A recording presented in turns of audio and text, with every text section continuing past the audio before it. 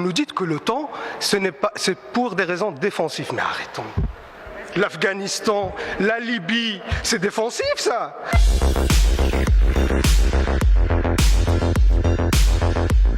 Madame la ministre, je suis inquiet. Je suis vraiment inquiet par rapport aux tensions et le risque de guerre qui existe aujourd'hui en Europe orientale et les affrontements entre la Russie et l'OTAN.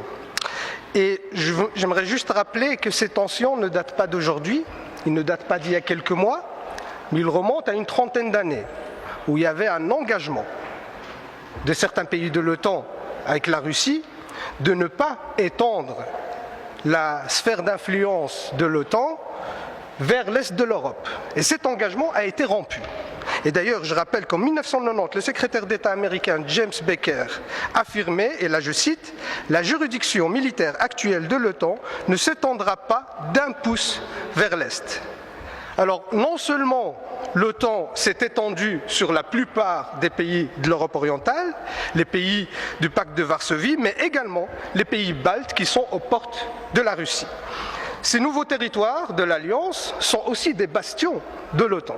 Et je rappelle d'ailleurs la Pologne et la Roumanie. Aujourd'hui, il y a des systèmes antimissiles qui sont installés par l'OTAN dans ces pays-là. Et depuis février 2014, les États-Unis ont fourni pour 2,5 milliards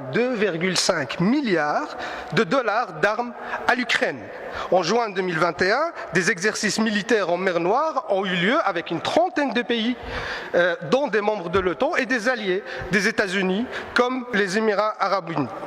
Et ces tensions, ce ne sont pas juste des risques de guerre, mais c'est aussi un impact aujourd'hui réel sur la population européenne, notamment par l'augmentation des prix du gaz, vu que la Russie exporte 40% du gaz européen, et ces tensions ont un impact là-dessus. Alors mes questions, Madame la Ministre, allez-vous appeler à la désescalade ?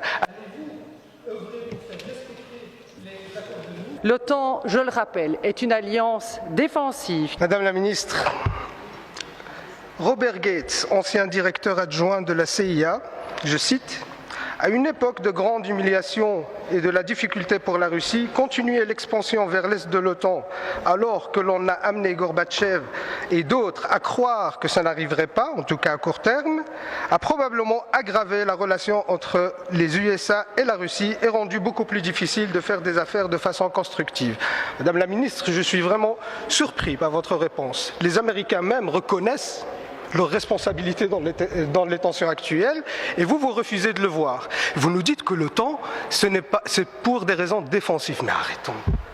L'Afghanistan, la Libye, c'est défensif ça. Aller détruire des pays, c'est défensif. Mais arrêtons. Aujourd'hui, l'OTAN, c'est la plus grande menace pour la paix dans le monde.